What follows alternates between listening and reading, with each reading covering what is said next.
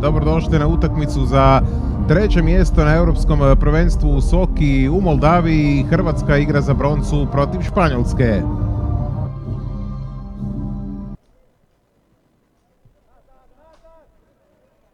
Sada prijeti kontranapad Španjolaca. Ovo je nezgodno, Klančić brani. Druga minuta.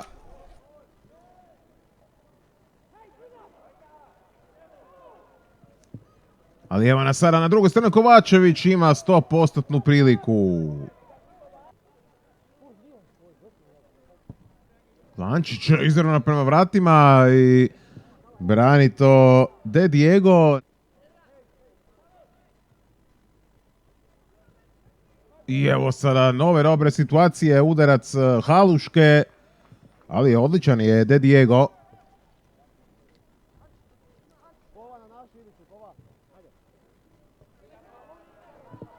I uspio sad anticipirati to španjolski igrač, sad je neugodno Klančić. Klančić brani taj udarac Iturije Lizage. Vidjet ćemo hoće li u nastavku susreta opet napraviti zamjenu španjolski izbornik i dati priliku na vratima inače i kapetanu Davidu Larumbe u Santa Maria. I sada pogodak.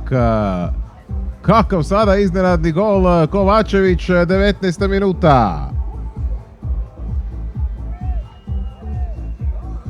Još jednom Ante Kovačević, samo u jednoj jedinoj utakmici na ovom turniru nije postigao pogodak.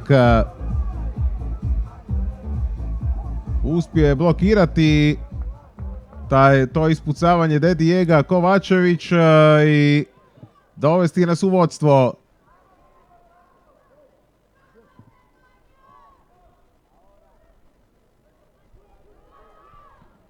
I Klančić nas spašava dva puta i nema pogotka. Ostaje 1-0 za Hrvatsku. I sada pogreška opet Španjolaca. Je li ovo prekršaj sada u kaznenom prostoru? Hajdić je tu bio.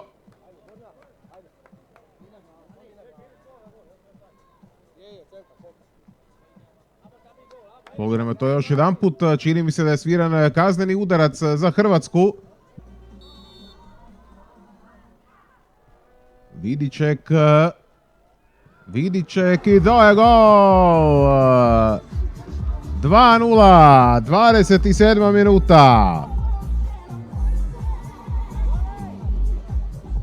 Lijepa sada već prednost Hrvatske. Krasno je ovdje zarolao vratara Santa Mariju Vidiček i suprotnom nogom pogodio pod gredu. Elizaga. Pokušaj duplog pasa i evo ga, pogodak za Španjolsku. Ne može bez komplikacija. Kusko Oliver je strijelac u 39. minuti.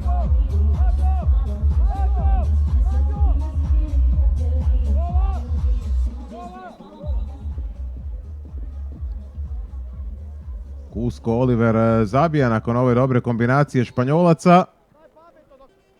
Kovačević, da vidimo kako će se ovaj prekid izvesti. Ide naravno lopta skroz natrag i to je kraj. To je kraj. Hrvatska je osvojila brončanu medalju na europskom prvenstvu u Kišinjevu u Moldaviji. Bravo momci, treća uzastopna medalja za hrvatske Soka reprezentativce. Uz jedno srebro imamo dvije bronce. Pa evo, na kraju treće mjesto, možemo biti malo sretniji nego ujutro, iako smo svi ovdje došli da budemo prvi.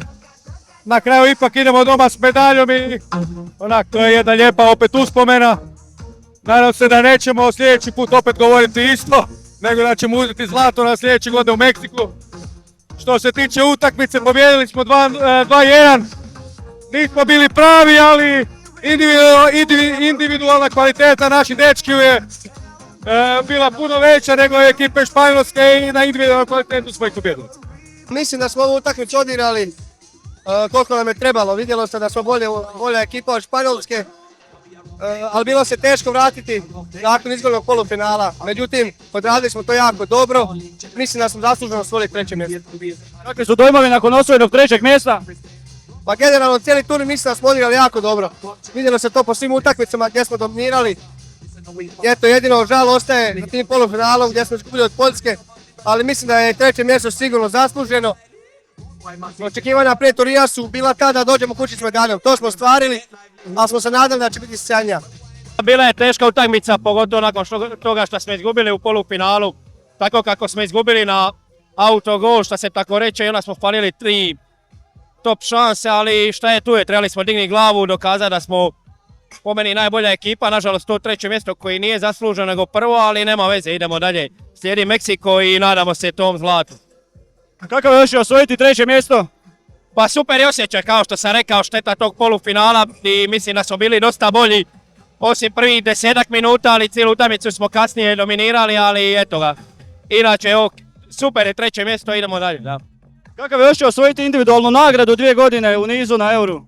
Pa super, hvala Bogu, tu ekipa da me nagradi, da oni me asistiraju, ja zabijam i hvala Bogu, to se ali opet minja ti svi 14 golova ove sezone, prošle 11 za to prvo mjesto, ali hvala Bogu, barem nešto uz treće mjesto.